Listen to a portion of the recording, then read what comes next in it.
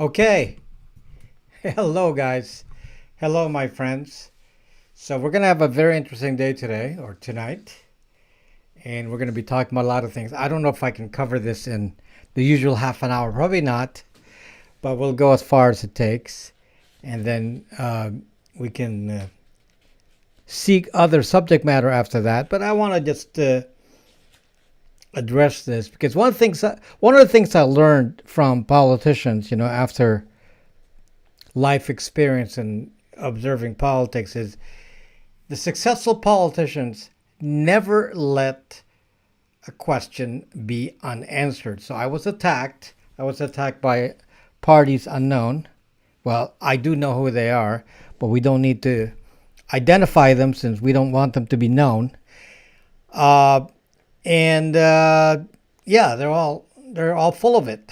So we're gonna discuss that and see if what they say has merit, and I'm so stupid, or not. Well, let me just kind of give you a little backgrounder, guys. First of all, this currently is the most successful and the most popular privacy channel, and there's nothing at this level right now. And even then, I'm a very small channel. This is not a big channel whatsoever. But even with this small channel, I'm now the biggest one in this group. And you would think that if I were faking you, that people will detect that and would stop following me or subscribing to me if they detect that I'm not telling you the correct story. Difference in some of the other people who claim to be experts at privacy and why their message is very different from mine. And they're wondering why. They're wondering why it's so different. Okay, so my signal's kind of like slowing down here. Let me just verify that everything is good here. Looks like it's solid right now. So anyway, no musical intro tonight because I'm going to be short on time. So I'm going to try to get to the point immediately. So this is not the usual format. I don't know how long I'll go here and with this monologue, but we'll go as far as it takes, and we won't follow the usual format. So a little bit of backgrounder, because one of the things that you have to understand is what my background is, which I don't talk about too much, and it's not really part of my videos. I don't really describe what I did in the past and why you should listen to me or not. Unless you're an old follower and I do this, once a year or so, somebody asks me a question like this and I got to go, state again what my background is. And I don't like doing it because it's really unimportant. But I don't need to come around here and show off and tell you what I've done because it's not that important to me. For one thing, I don't have to be on YouTube. That's one of the biggest differences between some of these people. They are starting a career, some of these people who are attacking me. Many of them are young, and they're starting a career, and, they want to be well known, so attack the big guy. And, because he's telling us wrong information. So, let's go bash this guy. And I kind of laugh. To be honest with you, the title's a rant, and I'm not really angry at all. Amused is more like it. I'm actually amused by some of these attacks because they can attack all they want and it doesn't stick. It doesn't stick because I think most of you can tell honesty. If I'm faking you, I think you can detect that. If I'm trying to just pull a rug under you, you should be able to tell that. And most of you detect that is not the case. And there's a reason for that they don't understand. So a little bit of the history of my background. I've been in tech for a very, very long time. I started programming many, many decades ago. I don't want to have to reveal my age here, but we're talking about decades and decades of programming. And mostly in those decades and decades of programming, I was programming in C, not C++. I'm talking about hardcore C. I was, building enterprise systems in C. If you don't know, in the programming world, the lowest level language is assembly, and then close to that is C. So that's by lowest level, that means closest to the machine language. So when I was programming in C, I developed things that were not even, you know, uh, common back in the day. I did stuff before web servers. I was doing distributed systems that I wrote, the client and the server, kind of like a web server, but not. Uh, Running enterprise systems in the distributed way for the medical field, still running today. Many institutions still use my software. I am not in that business anymore, but I started a successful business doing that. I was a chief architect. I designed a lot of the software. I programmed a lot of it myself. In fact, probably most of it myself initially. Before I started hiring programmers, and they did all the maintenance, but most of it started with me. And in my job as a developer of enterprise systems, and by the way, I just didn't develop medical systems. I developed accounting systems, graphic systems. I mean, the thing is that, you know, in an enterprise environment, you're dealing with all kinds of situations that doesn't necessarily fall into the standard buckets. I did like Monte Carlo simulation models. I mean, goodness, I've just done everything. It's pretty much, I can't think of a category of programming I haven't done. I pretty much did everything. I did email servers. Wrote my own SMTP servers, clients. I mean, you know, on my own, not using somebody else's. I wrote everything from scratch. So I've done a lot of that, and that is actually going to be parlayed into why I am different, guys. This is why you come to my channel and you say, why did this guy talk about something different than from some other channels? Why does he talk about different stuff?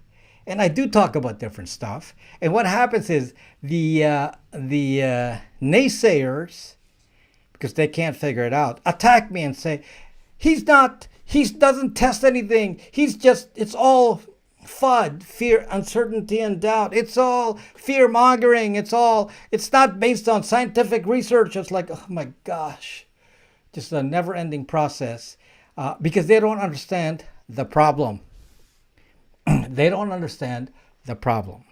They don't understand the problem I'm trying to solve. Some of you have been following me, like Cosmic Rose, I believe, has been following me for a long time and knows that I've been consistent with what I've been saying here all this time. And some of it, I didn't even have actual proof at the time. But you come back and look at what I said 7 years ago and look at what I say now, and you compare against reality and you say, whoa, how did he figure that out? Yeah, well, because there is a way to figure it out. There is a way to figure it out, and that's what I'm going to try to explain to you. First of all, in order for me to explain that, so I gave you my background, and my background is building systems. That's what I do. Building systems, building enterprise systems, not joke systems, enterprise systems. Okay? Systems that I'm not even involved with it anymore and still running, in thousands of facilities all over the country, running my systems, running very large operations today. And I'm not even involved with it anymore. I'm not in that business anymore. And so I don't have to be on YouTube, folks. I don't have to be here. I'm not like these guys who start a channel and they say, "Oh my gosh, my life's my career is based on how I'm received on YouTube." And so they say, "Let's attack that privacy guy because he's all fake. Let's attack him." So they attack me, and it's like I feel kind of sorry for him because to attack me is. It's actually not too fair of a fight, and it's kind of embarrassing. It's embarrassing that they would waste their energy on that instead of trying to find out why it is that this channel is successful. This channel is successful for a reason, folks. There's a reason for that. My followers and subscribers are not dumb. They know what I'm saying, and they sense that what I'm saying is correct. And they don't know why exactly, so we're going to get into that. So the people who are the naysayers, the people who speak against me, and they've been doing this for the last couple of years. I'm attacked even on my own platform. They come in droves. They mostly come from Reddit, and they're part of a specific set of people, a specific group. And I would classify them as cybersecurity researchers or security researchers. And that's the group that wants to attack me. And they have this claim, we want to attack this guy, Rob BraX2, because he makes claims. He makes claims that are not proven. That's like the standard mantra here. Okay, guys, so we'll get into that, because one of the things that I'm going to tell you is that I am not a cybersecurity researcher. Let's lay that as a foundation, folks. I am not a cybersecurity researcher. Now, yes, I've been in cybersecurity all my life. I've been doing cybersecurity naturally as part of what I've been doing for over the years. I know how to hack, not because I'm doing cybersecurity researching, but I've known it since the internet started. It's something that I have a lot of skills in because I've actually played with it. I'm not some theoretical guy when it comes to this. I actually have actual experience way back when. Some of it going so far back that some of these people attacking me weren't even born. Okay? And they're like attacking me and they don't even know, well, do you actually know how to spoof your IP address in C? So they don't even know how to do that. Some of them do, which is good. But the point is, this is not a theoretical land here. You know, what you hear from me is based on somebody with a lot of experience. I've dealt with so many systems, of enterprise level systems. And one of the things that I'm going to tell you something that's kind of disturbing about what my history is that in a way I'm an insider. I was dealing with a lot of data, and I was dealing with data before Google and before Apple and before Facebook, and I was dealing with a lot of personal, detailed data about people. And this is what really drove me to do this. And the data that I'm talking about is medical.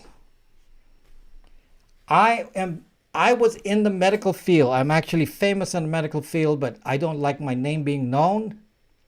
So I'd hidden myself. People just know my software. Some big companies use my software. Some big companies use their name on my software that I wrote and put their name on it. And they were selling that with a big name, but I actually wrote it. Okay? So don't come to me and like saying, oh, this guy doesn't know anything. It's like, don't be an idiot, okay? You don't know my background. You don't know my background. If you knew my background, you'd be embarrassed to be saying that. But we don't need to pursue that. The point is that you understand that I come from a lot of knowledge and experience. Decades and decades and decades. Okay? So I've been presented with every possible problem you can have. Medical is a very complex situation. One of the things that you find in medical is that in medical, there's a lot of data.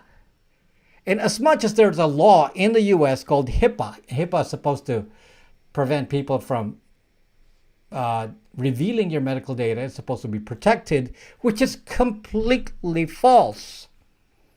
20% of the population work in healthcare. That 20% of that population can see the medical data. The medical data that you are not aware of was being sent to insurance companies, are being forwarded to the government in health information exchanges. In fact, I still have a contract with the state to send health information data from physicians' offices to the state. I still do it today. I don't want to be in that business anymore, but I still do it today. I'm still sending in real time data from doctors' offices to the health information exchanges so they can see exactly what you're doing right at this moment, so they can say, let's deny that service right now. So if you're going to tell me that I don't know anything, I mean, I don't know. I'm just going to laugh at you because, yeah, I don't take this attacks very seriously, but you have to know, because as I've learned in politics, like I said, you do not leave these questions unanswered. There's a question about my authenticity and whether I'm actually telling you the truth. And so you have to learn where I'm coming from. So, in order to learn where I'm coming from, let's start with the basic. And the basic is that I am not a cybersecurity researcher. What is a cybersecurity researcher or security researcher? A security researcher is focused basically on a very narrow area. And what they do is they look for a vulnerability. They test software looking for vulnerabilities, and often in the common areas. And when they find that, they report them so that those get blocked and corrected. So those in the cybersecurity field that deal with modifying Android, for example, a little bit different. Then they have the community report to them, oh yeah, this could be a threat over here. Then they modify Android and make sure that they lock up whatever needs to be locked up from the cybersecurity side. That is not what I do, folks. That is not what I do. I am not now I do cybersecurity research as a subset, but that is not the main thrust of what I do here. Okay? Cybersecurity is a subset of privacy. It is not correct when you claim that you're in cybersecurity, that you're in privacy. In fact, if you're in corporate cybersecurity, you have nothing, absolutely nothing to do with privacy. If you're in cybersecurity at big tech, you have nothing to do with privacy. Privacy is only on personal cybersecurity, but it's a subset of the total privacy problem.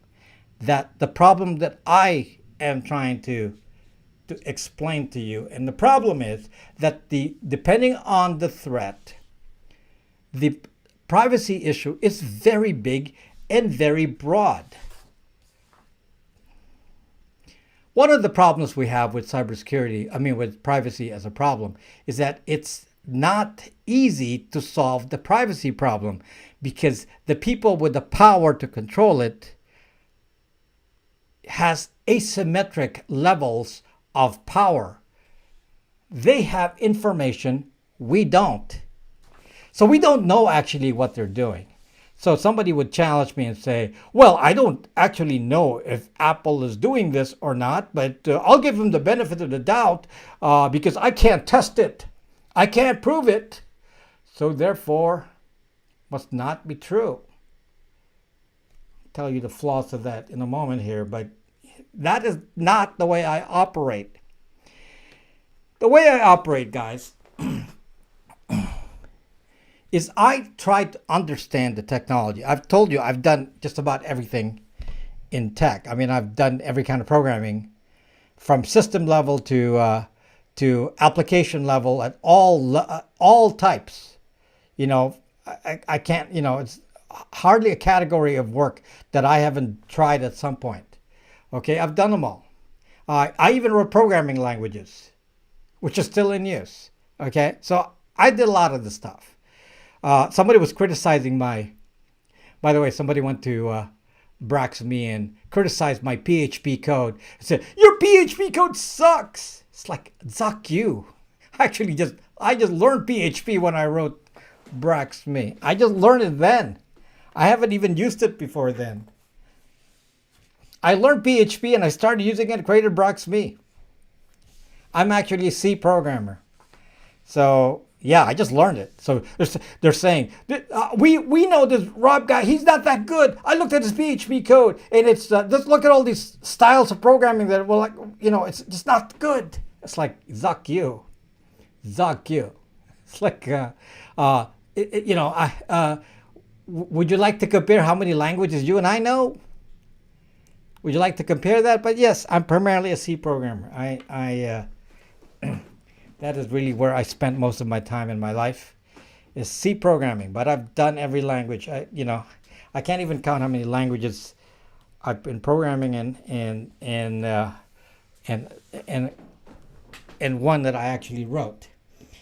Okay, so the problem is, how do you battle an issue with Google, Apple, Facebook when they have all the information? Okay, sorry, that we're having signal problems here. We're having signal problems here. Okay, sorry. There must have been a cutoff there.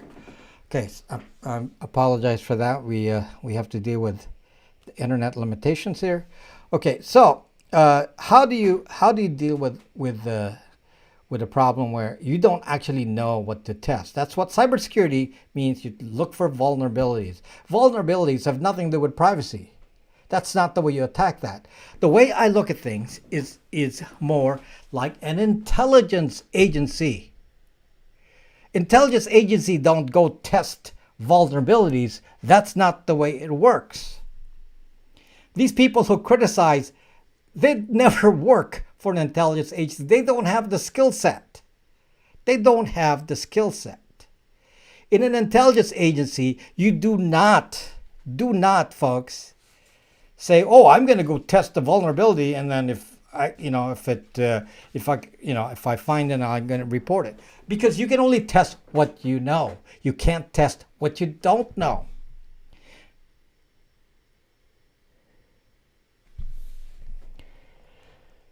Okay, so your sync problems is because the internet is cutting out. So yes, forget about if my face and my voice don't sync, we'll have to deal with that. So we'll just focus on the audio here. Okay, we'll focus on the audio. So what am I saying? Okay, so the problem is, if you don't know what the problem is, you don't know what the threat is, you don't know what they're doing, then you can't solve the problem by cybersecurity means. You cannot. Okay, so you have to do it by intelligence, using intelligence techniques, by doing signals intelligence, by looking for clues, by looking for words, by looking for mistakes, things that they say, things that they do, and by understanding the sucking technology so you know how to use it exactly. Let me give you an example here. This is actually kind of amazing in a way because, this is a very solid example of my technique. So I made a video 2 weeks ago. You can go check the video, and I made the video. And the video is when your phone is off, is it really off? That's the video. Now, when I made the video, it was completely theoretical, folks. By theoretical, I don't know if actually anyone was using that technique of if making a phone off not really be off, meaning make the phone run in the background. So what I did in that video is very important, so you can watch that and you can see my thought process. And what I tried to show you there is, if I were Apple, and I actually gave the specific example of Apple. I said, if I were Apple, how would I make the phone run even when the power is off? And I gave a specific example. I said, I understand the technology available today. And if I were Apple, and how would I do this if I were Apple? I said, if I were Apple, I would use BLE, Bluetooth BLE. I would use that, and so that the phone is not really off, because BLE doesn't use that much power. Okay, this is the funny part, guys. I made the video not knowing, because I don't use my iPhone anymore. I had no idea that Apple actually did exactly what I said in the video. Exactly. So it turns out that your iPhone, when the power is off, becomes an AirTag, and it does a broadcast mode of BLE, just like I said in the video. Exactly as I said in the video. So how do you think that would have been solved from a cybersecurity standpoint if you did not know this? The only way that you could do it, if you had some insight, folks, into the technology and how it can be used, and you say, okay, given the motive of Apple, given their strategy so far, given their techniques, is this something they might do? And I said, yeah, this is something they might do.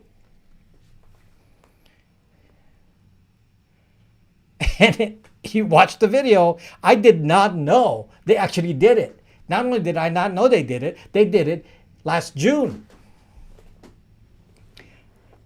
So, 8 months ago now. I did not know that. I just went through my typical exercise of understanding the technology and seeing how could you misuse this? How could tech use this and misuse it? I did the same technique with, I remember this topic now. It's Amazon Alexa Echo. So somebody was arguing with me, saying, Alexa Echo, the wake-up word is on the device.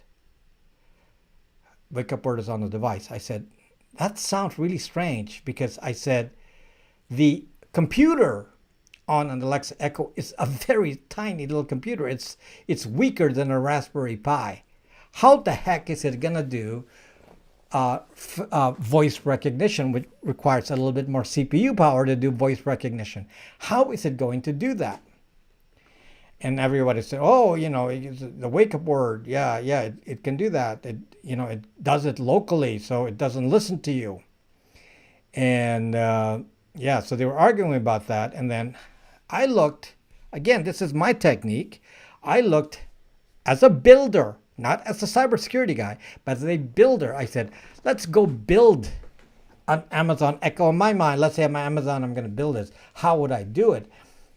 And if I were going to do it, I said I would put the voice recognition in the cloud, because that's the only way to do the CPU intensive task, because it's very easy to pass a voice file to Amazon and have it do it.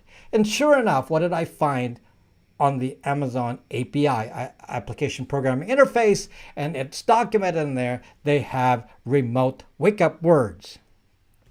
And then there's a circular loop there that shows that the voice is kept in a loop, and that that's keeps being sent to to Amazon and a recording, and then they can see if they can recognize the wake-up word. And I said, that's a problem, because if you have a continuous loop of voice, somebody could collect that at the other end and save it to a file. And everyone's, no, you're full of it. You're not testing this properly. The capability is in the Zucking API application programming interface. It was defined there. I saw it. So you're going to come back to me and say, well, they can't possibly do that. They're honest people. Amazon isn't going to do that. And it's like, understand how big tech works. Are you going to take the side that they're all innocent, or are you going to take the side that they can do bad things? Well, I know they have motives. So based on their motives, I'm going to say, they did participate in the prison program and all the different surveillance programs of the NSA back in the day, as Snowden revealed. So if they can do that, and they didn't tell you about that, why couldn't they do this?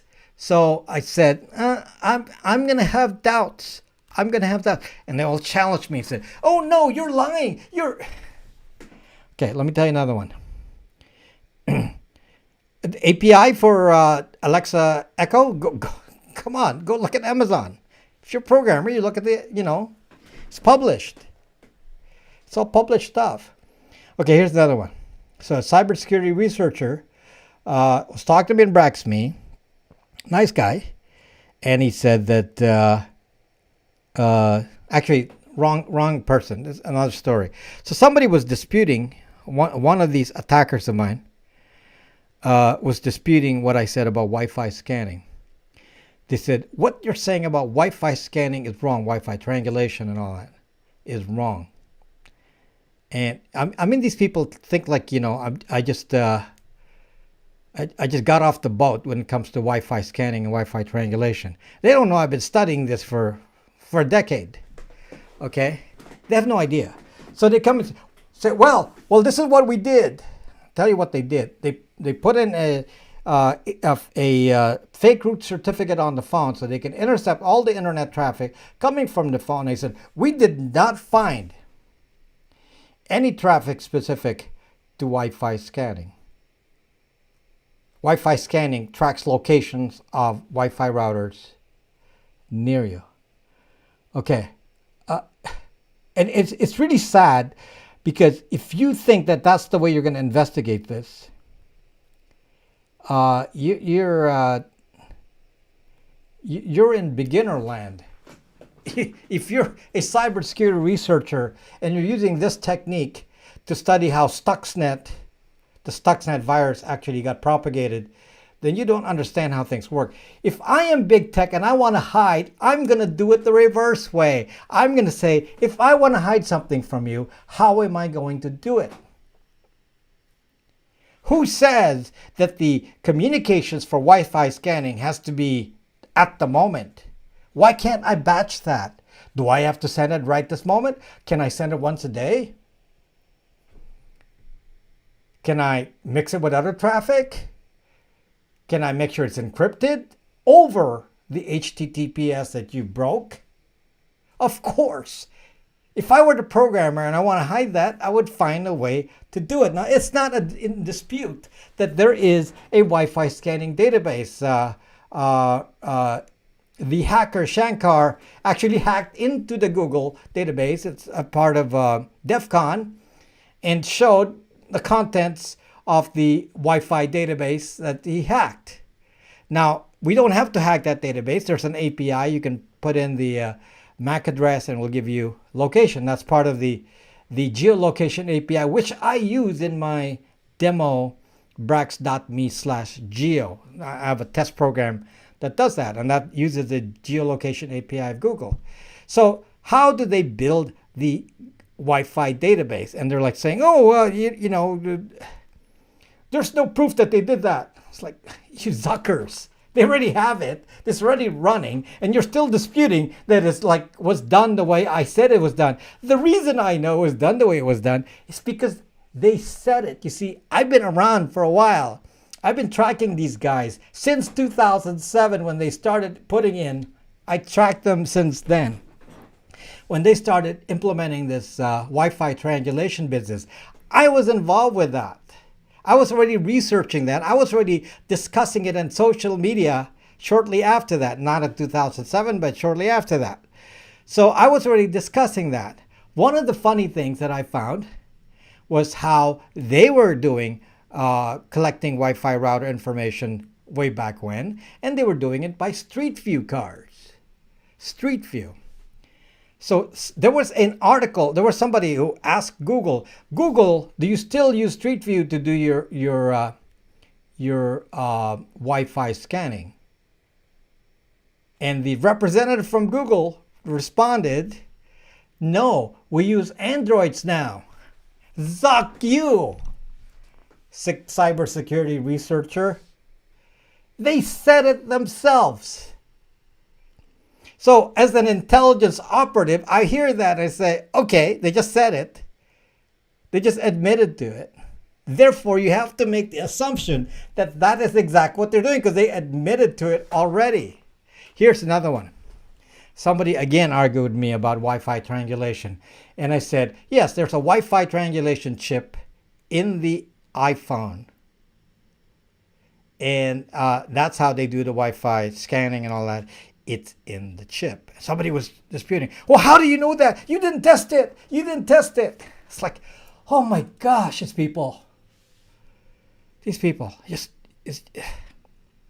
Okay, I'm going to tell you how I found that out. It's very simple.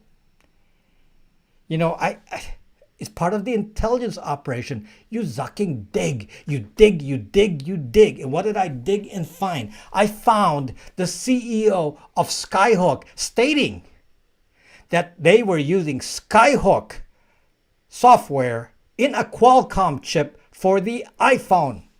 He said it in a video on YouTube. And people are saying, you don't know anything. You can't prove it. It's like, You're a bunch of idiots. I mean, do you actually know? Do you actually know how the baseband modem is hacked? Obviously, the baseband modem has a backdoor.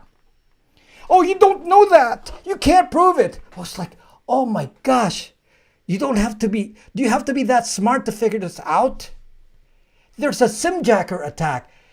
Do you know how the simjacker was attacking with secret commands to the baseband modem? I actually found, look, it's part of the digging that I do.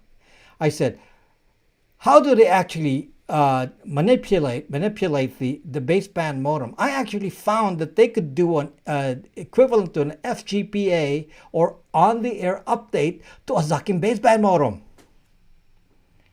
You know, I always wonder what those carrier updates are.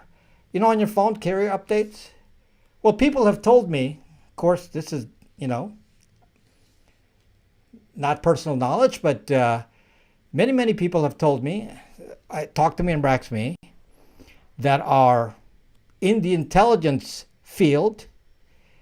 They're in the intelligence community. And they've told me that when you drive by the 3-letter agency in Maryland, in Fort Meade, whatever 3-letter agency is over there, that their phones say, do a carrier update. You know, you on an iPhone, you get the carrier update message. On an Android, it just does it. You don't actually see it.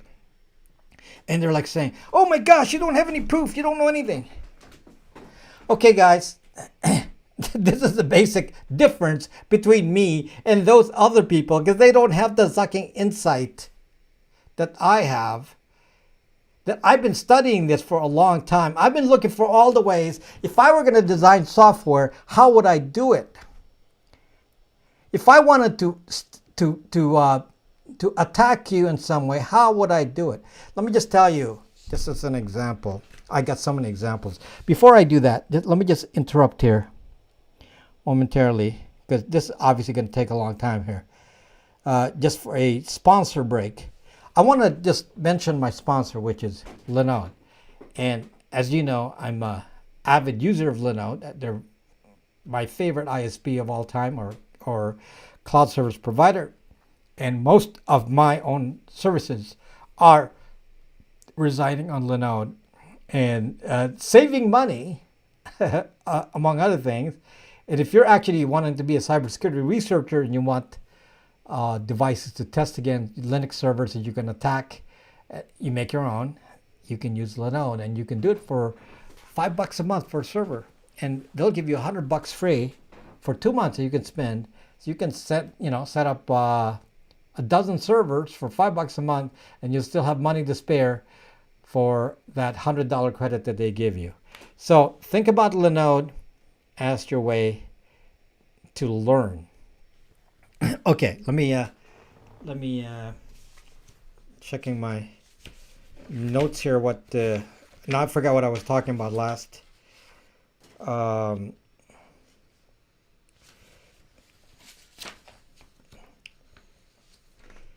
So when I attack a problem, it's always based on understanding the technology deeply. So I look at the APIs. You know, I say to myself, if I were going to build something, how would I build it? And then you can't just do this. Like, you got to think like a 3-letter agency. You got to think like in the intelligence community. You got to look for motive, intent. You can't just say they're going to do it. I mean, you got to say, why would they want to do it? What would be their motive? Well, one thing I learned about big tech is they do have motives. I'll discuss it on the next video. But if you're coming to me saying that big tech doesn't have any motive, go away, okay? Go away. You don't belong here, okay? Big tech definitely has motives, okay? They have a vision, and they want to do things a certain way. And I don't want to even get into it anymore, because I've explained all these things to you about belief maps and tracking people with certain beliefs, and they all know that, and not even going to do it because YouTube will ban the video or not feed it just from me saying that. I carry a cordless telegraph machine instead of smartphones. So anyway, you test the you. My thought process is more about, given the technology, how would I use this? So this is exactly what I did with BLE. If Apple were capable of doing what it's capable of now, which is the scary, scary thing called client-side scanning. Client-side scanning is a very, very scary proposition, because what does that have to do with zucking CSAM? And you have to question, totally question the motives. You have to really question the motives. Why the heck would you build something as sophisticated as client-side scanning solely to catch CSAM, something that they can already do in iCloud? This is one of the things that bother me. And when I see something like that, there has to be some other motive. It's like, guys, if you're in the intelligence agency and you say, how do we predict Putin's next move? Days ago, you would have said, well, how do we know he's going to attack Ukraine? How do we know that? I wonder how a cybersecurity researcher would actually attack that. Because since they have to deal with a factual basis or factual vulnerability, in my mind, they'd have to have a proven way to break the communications and learn the communications so that it's black and white. And the only way they can do black and white is they intercept a call. So they have to break into the communication system, intercept a call or some communications, and then say, look, they said it. It's a smoking gun. That's the way a cybersecurity guy or gal would think. Well, try that at the three-letter agency. No one would hire you. What the heck?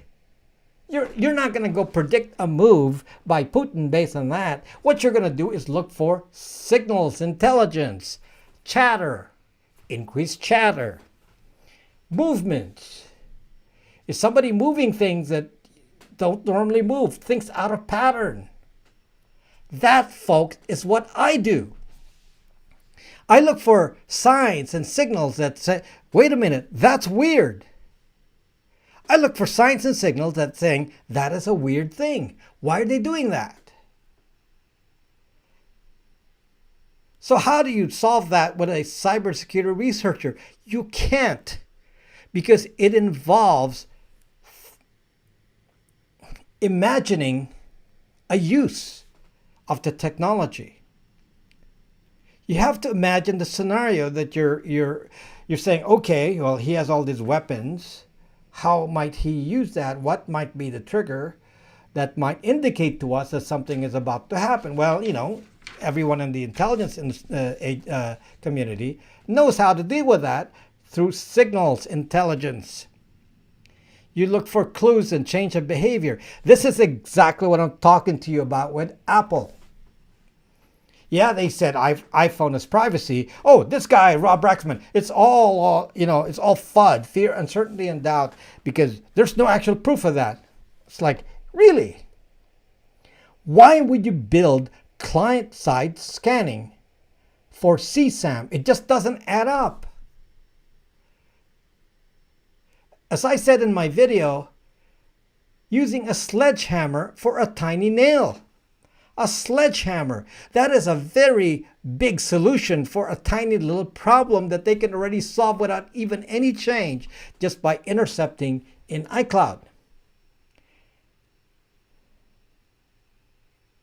This, folks, is why, I guess, maybe fortunately, I'm happy to be unique in YouTube, because I guess, the people who are naysayers don't have the imagination to understand what it is that I do and how I solve problems. I'm not guessing this. I have to understand the technology. How can it be used? BLE is an example. BLE is a solid example. Apple built a mesh network of massive proportions. Every individual device now has BLE. Now, just imagine that in a Skynet context. If you start building independent drones that are all communicating via BLE and getting instructions from BLE without an internet, and they're all talking to each other with some AI controlling it. Now you might say, "Oh gosh, Rob, you're like going into the imagined territory here. This is like you're overreaching here." Yeah, except that Ray Kurzweil, the guy that wrote the book The Singularity, works for Google. And he is in fact working on the singularity. The singularity is when computers are more intelligent than people. And you're saying, "Oh, no, no, no, no, that's impossible. They can't be doing that." Well, with their many, many billions, and they get somebody like Kurzweil in there, and so they're examining that problem now. He has been there for a while, many, many years. So, yeah, Ray Kurzweil, and I used to buy his sound software and keyboards and things, and now, and he is now into planning out what robots will do. So yeah, this is scary because really this BLE can be used by robots. That's really where it's gonna be going. And I don't talk about it because I'm not there yet. I don't have the pieces for that. But that's where that can be used. That potential technology would require no interception from any. You can't stop a BLE message, folks. You can't stop a BLE message. If one machine talks to another machine on BLE, you can't stop it.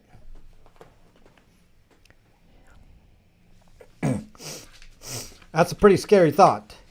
And so you're saying, "Oh, this guy, it's all, he's just talking theoretical stuff." Let me just talk to you about an example of somebody challenging me and saying that I'm just about fear, uncertainty, and doubt, and I'm just giving you the fake story here because I am like so fed up with some of these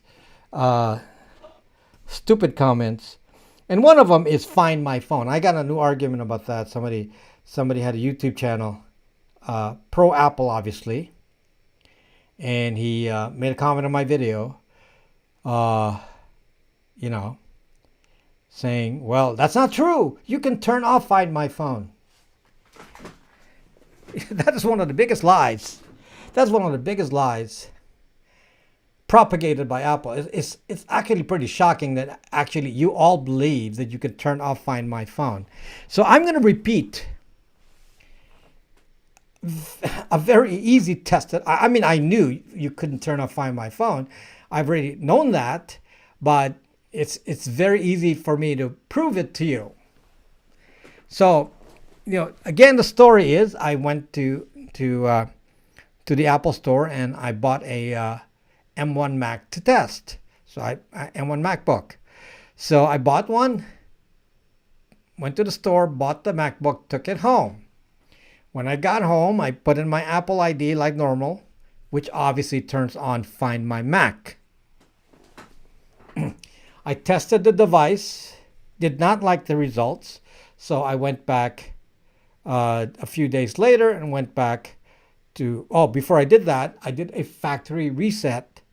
I did a factory reset on the M1 MacBook.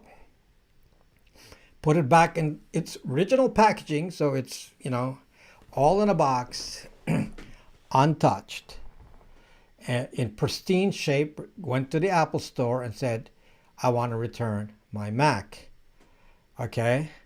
And the first thing that the Apple representative told me, and this is just amusing to me because, most of you don't get stuff like this, but that's something that it's what I do. I said, he said to me, "Oh, did you turn off Find My Phone?" I said, "No, I did a factory reset." So if there's any Find My Phone on it, I did a factory reset. And he said, oh no, you can't do that. You got to go to iCloud and turn off Find My Phone. Now, just think about what I just said here. I just did a reset on the hardware. What does Find My Phone and iCloud have to do with the hardware that he took and put away that they're probably going to sell used or repackage and, sell it again fresh? I don't know what they're going to do with it. But they took the machine that was sealed and they kept it sealed, aside from looking at it to see that, it's in excellent shape. They put it away and they had me go to their computer and had me log into my iCloud to turn off Find My Phone. So what is that telling you, folks? It means that the Find My Phone signaling to show where the device is part of the machine. The serial number is on the machine. The machine emits the Find My Phone information constantly. Find My Phone on iCloud simply associates you to the machine. You don't have to touch the machine at all. You can attach a machine to iCloud for Find My Phone without even touching the machine, because it has nothing to do with the machine. The machine is doing the Find My Mac. And people don't understand this. Said, no, you can turn it off. Well, how do you think this works? If it really is something you can control on the machine side, then you have to be able to erase it with a factory reset. I mean, this is common sense. Common sense. And people are arguing with me, saying, no, Apple says you can opt out of Find My Phone. Yes, Apple says your account can be disassociated from Find My Phone. It doesn't stop your device from constantly sending your location. This, folks, is just an example of just the intellectual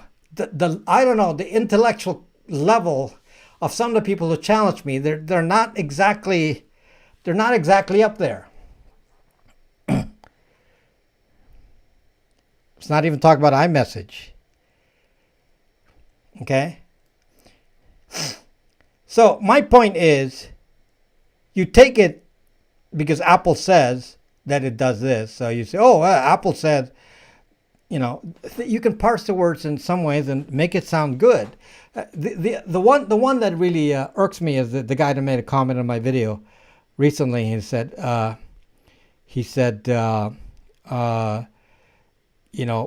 you can, originally he said, well, I found out that my iPhone, that you can stop the iPhone from transmitting, communicating with AirTag, the BLE. You can turn the BLE off. Okay, and I said, no, you can't opt out of that. That's just constantly running. And but Apple says you can opt out of Find My Phone and you can opt out of Apple AirTag. I said, no. But I did, says the guy. I tested it with an EMF. This is all the funny stuff here because you can see how untrue it is.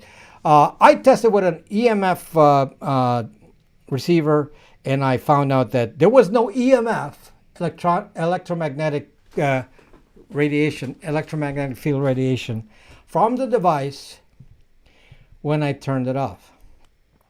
I said, do you understand what you're saying? First of all, didn't even understand the problem with how BLE works.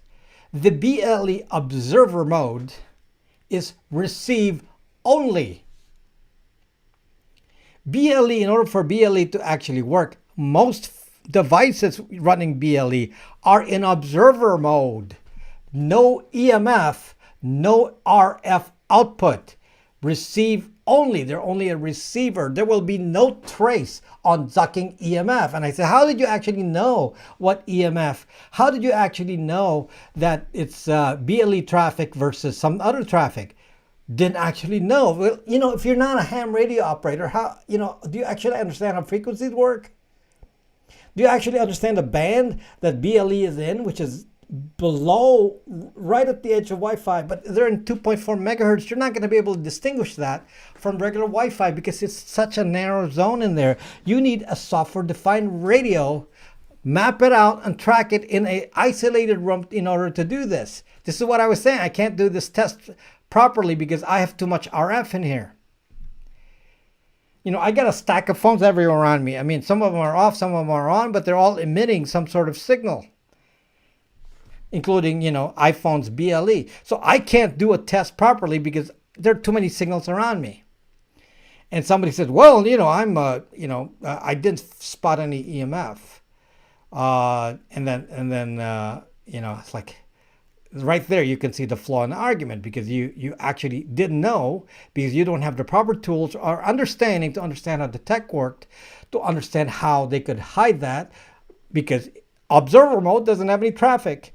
And if there's any traffic, it would be internet traffic over Wi-Fi, and you cannot distinguish because they look the same. And then the guy said, it came back to me. This is an actual comment. I didn't delete it. It's still there. And he said, well, this is how I've proved it. When I turned off Bluetooth on my phone, my AirTag stopped giving a location. And this is part of the problem. Apple can choose to do whatever it wants to do. If you turn BLE off, the question is, does it actually stop transmitting the information about the surroundings from BLE? Because BLE is pretty much it's kind of blind. You know, it's the way BLE works. It says this is a signal from Apple. It takes it blindly and then sends it over. Then it gets to Apple. Now Apple can then choose to ignore it at that point. And then they say, well, it didn't track it. Yeah, because Apple didn't pass it back to the AirTag on purpose, because it sensed that you sent the command that BLE, that Bluetooth was going to be off. You don't know for sure which is which. And as I already told you, based on their modus operandi with Find My Phone, you don't actually know if they're actually not sending the information or just hiding it from you, because Find My Phone is obviously working 24/7. They just don't let you know where your phone is. If you're not subscribed to Find My Phone, they don't let you know where your phone is. If you're subscribed, they let you know. But Apple knows at all times. And as you already know, as we found out, your iPhone actually turns into an AirTag when the power is off. Something I theorized from logic about what they could possibly do with this, and in fact it is true. So I mean, I can go on and on and on. And the point of the matter is, if you don't understand my thought process and how I do this, and you're not going to come up with the same answer as I am. And if you're not going to come up with the same answer as I am, don't come back to me and say that I'm giving you wrong information just because you did not do the proper intelligence work to go figure it out.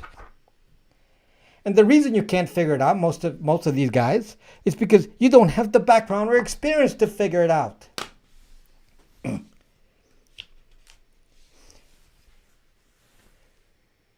I was being attacked and hacking before many of these guys were even born.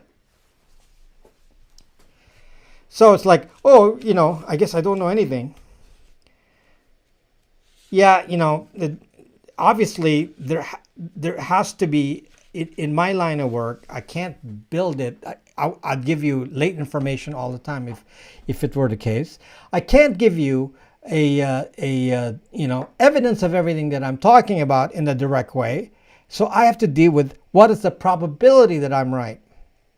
I don't publish something, I don't write about a topic unless I am certain that the probability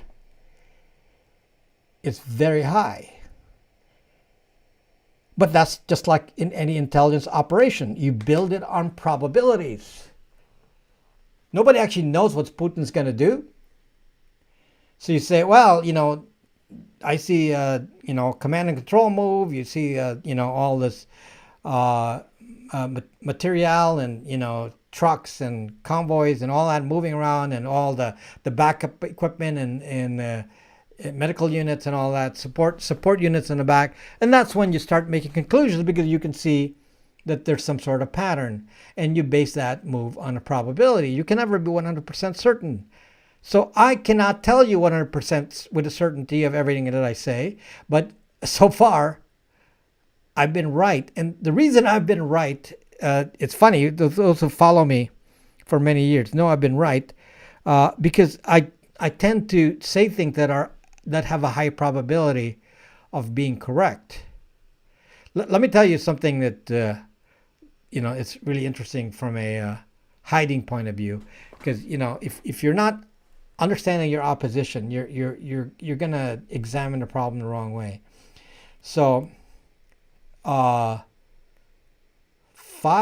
6 years ago now, I can't remember exactly, but I did a broadcast. This one on Periscope. Yeah, maybe 6 years ago, maybe even 7. I can't remember, but I did a live stream, and yeah, you can go find the live stream if you go to Twitter. It goes very far back. But what I talked about on that live stream was the fact that a 3-letter agency, the No Such Agency, purchased many quantum computers from D-Wave. I think, trying to remember if they purchased like maybe 10 of them. And of course, the problem with quantum computers being purchased is that they're used to break encryption, and the 3-letter agency bought a bunch of them. So I announced it on the air, and I said, this is really scary that, why would they buy, so many of these unless they have some serious intent to use it. And strangely enough, this is so funny. 3 months later, I did a repeat video, live stream, talking about that same topic, and I could not find it on the internet. The internet notation for this 3-letter agency buying D-Wave computers disappeared. Except you can't hide, because I saw it. Just like I saw Skyhook, the Skyhook CEO, talk about quantum computers. Just like I went and searched, and I found a technical document on the internet that talked about OTA updates to Qualcomm baseband modems. So if you understand the technology, FPGA, flash updating of ROM in devices, in SoCs, system on a chip. If you understand that, you wonder to yourself, could they reprogram a system on a chip baseband modem? Well, apparently they can. Is a carrier update actually updating the SIM or updating the baseband modem, or both? We don't actually know. All I know is it's clear there's a ducking backdoor, because that's why they're able to do that. They can change the programming on it, and that's why only the state players can attack a baseband modem, because they have the code, they have the back ducking door. That's why they can do SimJacker. I don't use HackRF. HackRF is not as powerful as the one I use. I use BladeRF, which is it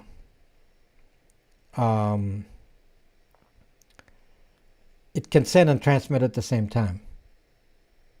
HackRF cannot do that. So I hope you kind of get the picture. I mean, I don't have to get into a million details here, examples, but you kind of see my thought process and how, you tell me, am I giving you BS? Am I faking it? Am I giving you fake information? You tell me. Or like most of you, you must sense that something I'm saying must be right. Because time will tell. I'm my accuracy level is very high, and maybe because I understand the opposition. I understand what they intend. This is what my fear is, because I know what Google is up to. Facebook was actually my bigger fear. What are they up to? Why are they so excited about the Singularity? And it really was worrisome. Let me just tell you something else that people don't understand, because part of the problem that this cybersecurity community is all upset with me about is because I don't promote what they promote. Because they promote certain Android custom ROMs and I don't. But I don't dispromote them either. I'm telling you that they're all good. And you're saying, this guy's saying they're all good. No, it's not. Because Lineage OS, it uses supl.google.com and this other our favorite OS doesn't make any calls to supl.google.com. That's no biggie one. Because that's, which is a alternate GPS thing that is used by cell companies, probably for, I'm not sure exactly what it's used for, but maybe it's used for 911. Maybe, I'm not sure exactly. It's not documented. The point is that I don't. The reason that I don't have to tell you which ones to use is my rule is very simple.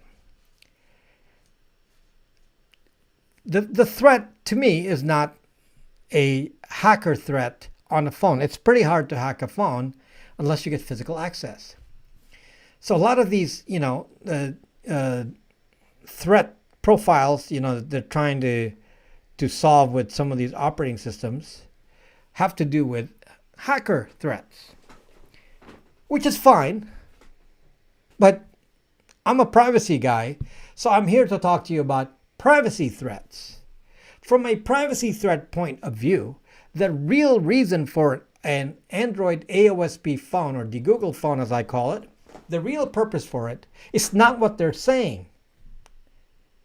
The real purpose for me, for using a Google phone, and that's why I don't really care which one you use, is that it does not have an identity.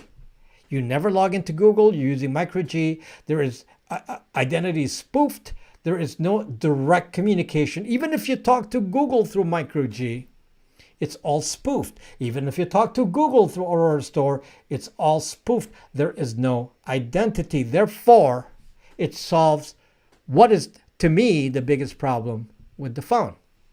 But, oh no, this guy is preaching misinformation. This OS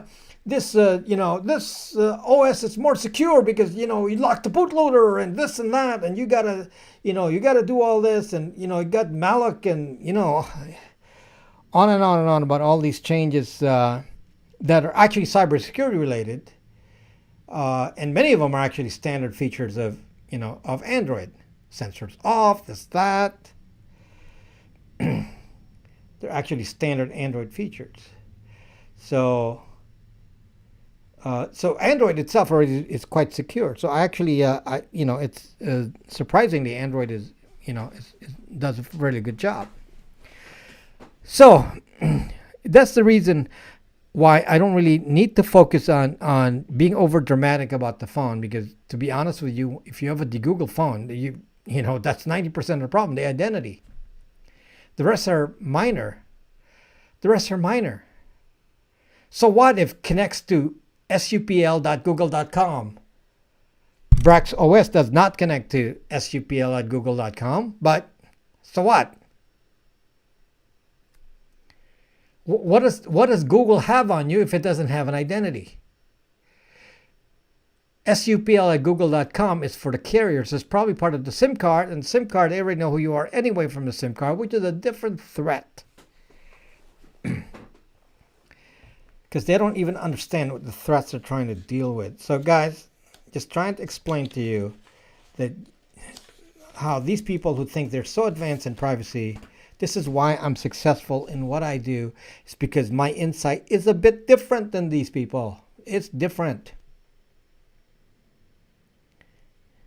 Okay?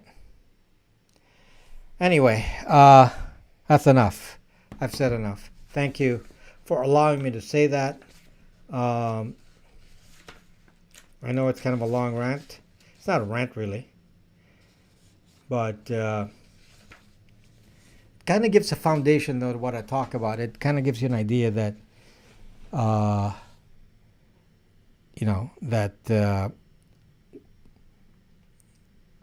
you can trust what I say, because I don't say what I say lightly. Everything that I say here is based on a high probability of accuracy. Is it 100% accurate? Well, we can never know. That's a problem. In the privacy world, when the other guy holds all the cards, all I can do is use probability, because I don't have any other way of doing it, because, that's how intelligence operatives work. They work off probability. That's what I do. Okay, so don't come back and say he doesn't use actual testing. He uses probability. Well, good. Yeah, that actually is what I do. I use common sense to say what is the probability that it's doing X versus Y. So yeah, well, at least that's accurate. You can accuse me of that. That's fine. Okay. Is privacy important? Okay. Wow, that's pretty funny. Okay. So I'm going to make an announcement now. Now, apparently some YouTuber said, oh, the BraX phone is unsafe. Okay, this is the BraX phone. And this is going to be sold next week. I'm going to open the store for pre-orders on March 1. And we're going to start shipping on March 4. Okay? I believe I have enough stock, and at least within a week time frame, we'll get if we run out of stock, we can restock within a week. So BraX phone is going to be available next week,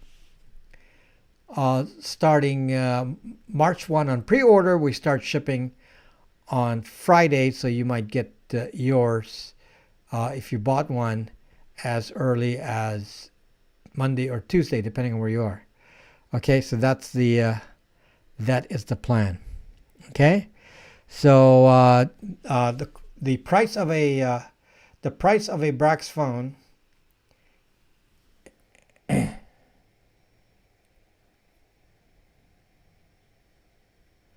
let me open it up for you.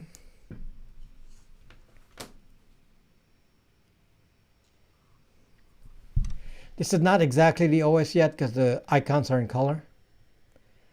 But I don't have that update yet. It's brand new, obviously. 1-year warranty. The specs are on the site. 128 gigabytes of storage. 48 megapixel camera in the back. 25 megapixel camera in front. Very high resolution. It comes with very nice software from Open Camera. It's basically a standard Android open source with some security features. So the settings is not like the settings has more things in here than Lineage OS. There's a lot more things you can set up. It also comes with face unlock, it's fingerprint. You can put 2 SIM cards, or use one SIM card and an SD card.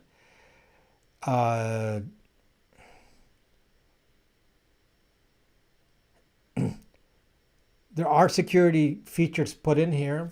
I already gave you one, that it doesn't go to supl.google.com. The programmers are finishing up the open source for this. So it's not yet published, but the open source will be published, but it's not yet ready. So since, in fact, there were updates being done, as of today. So, so it's a very, very nice looking phone. This is a big size phone. This is a Pixel, just to give you an example, this is a Google Pixel 4 XL, and they're about identical in size. So it's about the size of a Google Pixel 4 XL. So it's full size. It does not have an earphone jack. You have to use a USB. Look at that. I actually used the Pixel 4 XL case. I mean, sorry, I put the Pixel 4 XL in the case of the BraX OS. It actually fits. However, the openings, of course, are not going to match. So, you know, switches and all that. So you may have to manually cut them out. But yeah, so you can at least have an idea of size. So if you're able to do a cutout of a case, it comes with a case. So you don't have to worry about that. It comes with a case and screen protector. So this phone is $379. So $379 plus $11 shipping in the US. Now, if you're in Europe, this is not going to be available to you next week. So if you're in Europe, we will ship this from Europe. So hopefully not from Ukraine. Okay, so hopefully not from Ukraine. If we have to ship it from Ukraine, we got a problem. But so we're going to be shipping this from the EU to the EU, and it will be it comes from the EU, and it will be sold to you with VAT. Okay, so if you're in Europe, you have to pay VAT, but you don't have to pay import duties, and you don't have to pay international shipping, since it'll be shipped presumably by ground in Europe. So that's the plan. I'll announce when there's going to be a European sales available. If you're not in Europe, if you're in Canada, Australia, whatever, yes, you can buy them immediately. So the limitation that I have is only for Europe. So if you're in Europe, I will save you money. I'm trying to find a way to do that, and I will try to do that by having it shipped from the EU. Okay, will it be available to buy from India? Yeah, it can be I can ship anywhere aside from Europe. Okay, so Europe will be slightly delayed as we figure out the procedure for that. Do you ship to Canada? Yes. I ship a lot of stuff to Canada. I ship a lot of stuff to Australia. I ship a lot of stuff to the UK. But we're not going to ship to the UK until we figure out the European plan here. If it's better to ship from the UK, from the EU, or from the US, I don't know. We're going to have to figure that out. Which one is cheaper? Shipping from EU, or I don't know what the duties are from the EU. So that's something that's got to be figured out.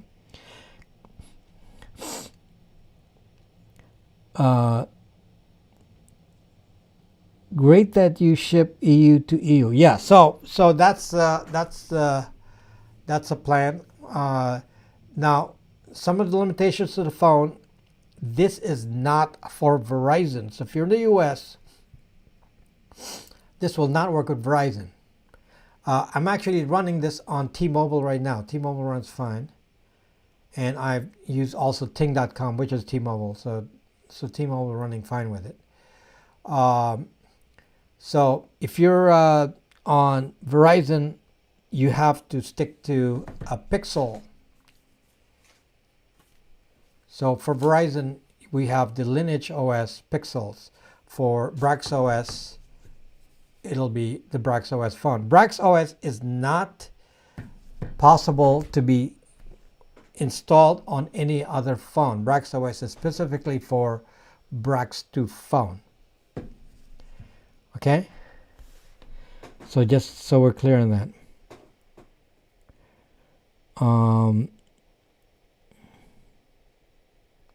What about Straight Talk? Straight Talk is AT&T, if I recall. But you can verify that yourself. The icons are in color, yeah. Does it work on Bell? What does that mean? Which Bell?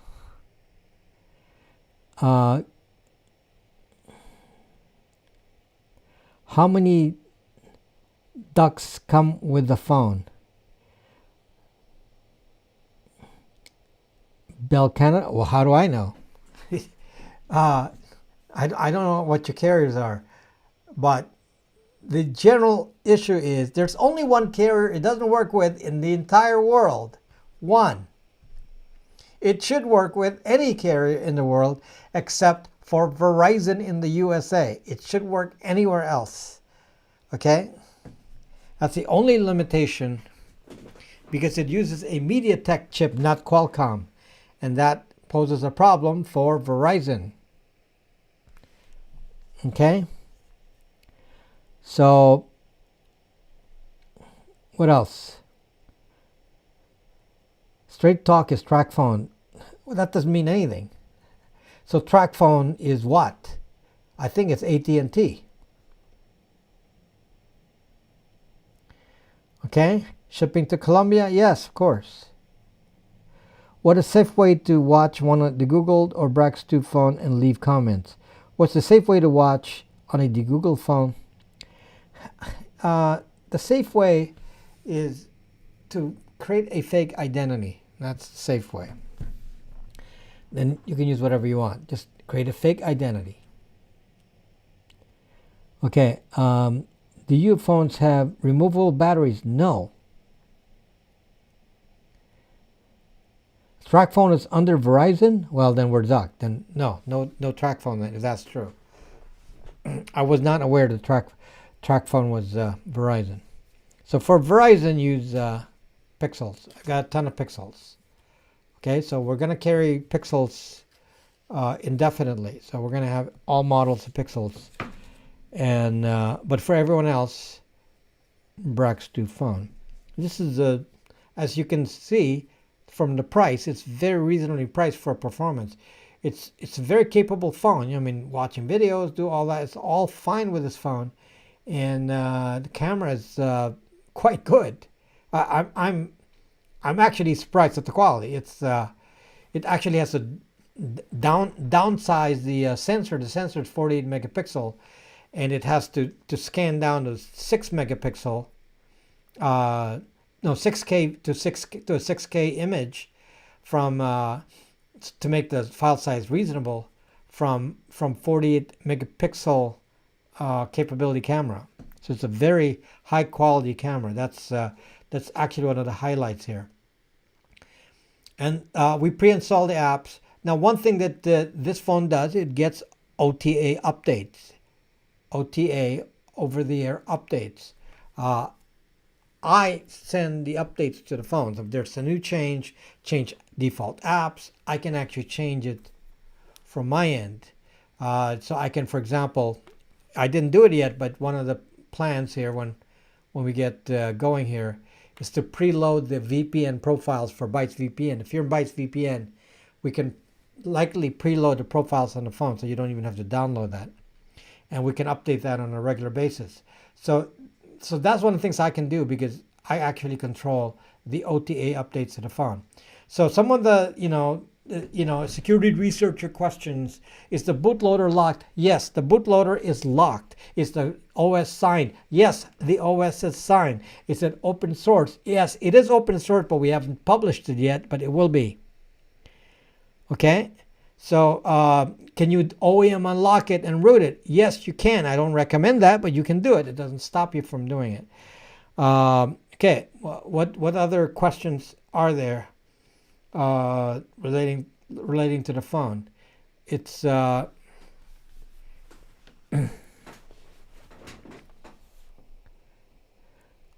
So anyway, the problem is, once you get into removable batteries, you can't use one of these standard designs. And one of the reasons they can keep the price down is because it's generic parts. You use a generic battery, generic parts, you assemble into a unique phone, and you don't generic motherboard. The motherboard is MediaTek. So if you use a generic motherboard, then you can keep the price down. So the main plus of this is actually the software. Because there's much more control, and we verify that everything works on the OS. Sometimes with Lineage OS, certain things don't always work because it depends on who's making the ROM, and sometimes there may be bugs on Lineage OS. Well, that's not going to be a problem with this because there are actual programmers watching out for this, making sure that things all work. So because of this, it tends to have more advanced features like with a camera and so on, because it has more control. It's dual SIM. Yes, I said that. Yes, it can use Bluetooth, obviously. Yes.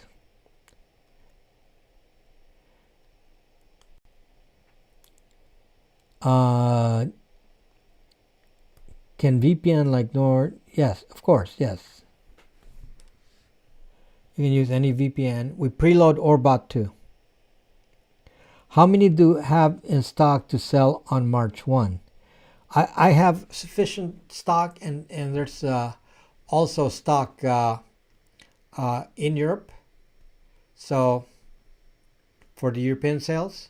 So the European sales won't even cut into the US and North America sales because that's a different shipment.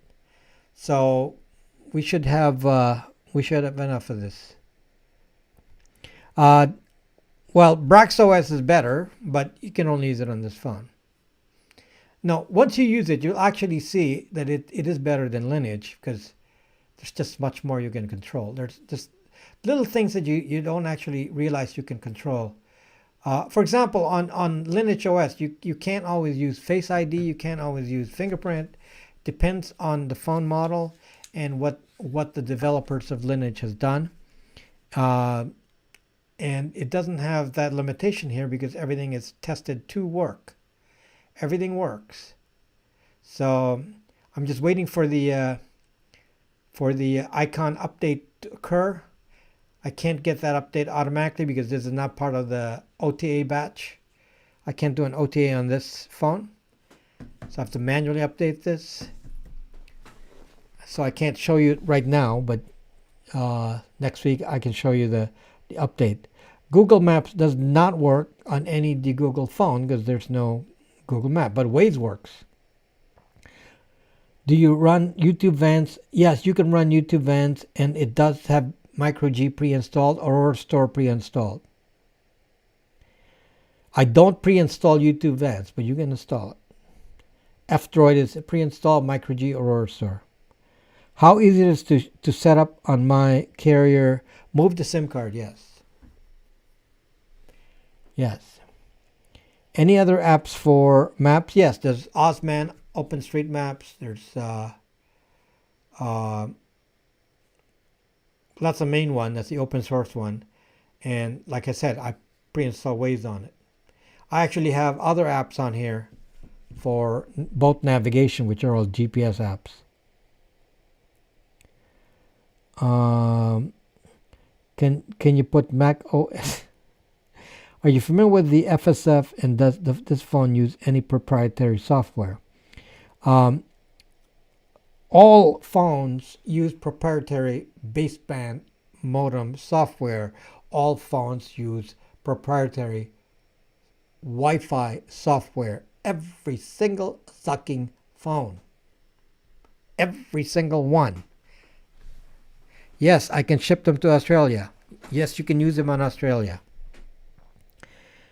This phone will work with everything except with Verizon in the US. Just not Verizon. So if the MVNO is Verizon, then no. If the MVNO is not Verizon, then change to a non-Verizon one and it will work. Yes, Waze is owned by Google. I know that. But it works. And the reason it works is because Waze does not use Google services. Remember, you don't have any identity on this phone. So yes, you're using Waze, but you don't have a Google ID. Okay. What about email app for Gmail? You cannot load any Gmail app. You can use the browser. the store is on BraX.me. Okay, so some of you are saying, well, I don't want to go to BraX.me because I can't find the store and I have to log in. Well, BraX.me is a social media site. It's not a store. BraX.me is a social media site. For privacy, it does have a store in it, and that's where you buy it. And that's good that you go in there and associate with a community, which is most of you here, because there you can buy, there you can communicate with the people and get tech support. So you don't want to just go to the store and then have no way of communicating. We do have tech support at the store. And then I have additional tech support available for the phone because the EU staff will actually monitor your comments on the phone. Okay? So, okay, we are out of time. And so if you are going to buy by money order or anything like that, I guess you could start sending those now in time for March 1. So if you want to do a pre-order. So so the shipping date will be no earlier than March 4. Because I believe that's when we're getting the stock. March 4. So I can't ship until I have it here in my hand. Okay? So any crypto apps able to be used? I'm sure. Notifications is handled by MicroG. Okay, so you can't pre-order now. I will get an idea of the number, how many of you are buying it, and then that can define the next order. Okay, I see that the signal kind of dropped there. So yeah, you can't pre-order before March 1. Okay, it comes with DuckDuckGo browser by default. The security updates and all OTA updates are done automatically on the phone, controlled by me. Okay? I control it. I run the server that updates the phone. I personally control it. Okay? Or my staff. Okay? Yeah, it's going to spin sometimes. Okay, so I guess that's it here. I don't have any more time. Okay, so thanks for watching, guys, and hopefully you learn a little bit, and I'll talk to you soon. Bye-bye.